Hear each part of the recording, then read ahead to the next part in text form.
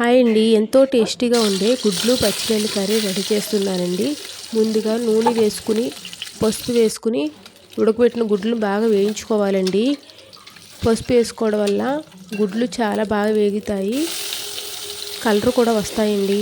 తర్వాత ప్యానంలో కొంచెం oil add చేసుకుని ఒక ఉల్లిపాయని నేను కచ్చాపచ్చగా పేస్ట్ చేసుకున్నానండి. ఆ ఉల్లిపాయని బాగా వేపుకుని దాంట్లో పచ్చిరొయ్యలు వేసుకుని కూడా వేపుకోవాలండి. పచ్చిరొయ్యలు కొంచెం బాగా వేగిన తర్వాత కొత్తిమీర వేసి వేపుకున్నానండి. కొత్తిమీర బాగా వేగిన తర్వాత ఉప్పు యాడ్ చేశానండి. ఉప్పు యాడ్ చేసి ఒక 5 నిమిషాలు వేపుకున్న తర్వాత అల్లం వెల్లుల్లి జీలకర్ర ధనియాల పేస్ట్ వేసుకున్నానండి.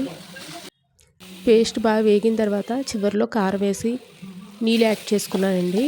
అంతేనండి, ఎంతో టేస్టీగా ఉండే గుడ్లు పచ్చిరొయ్యల కర్రీ రెడీ అయిపోయిందండి. కూర దగ్గర పడేలాగా చూసుకోవాలండి. అంతేనండి, చాలా టేస్ట్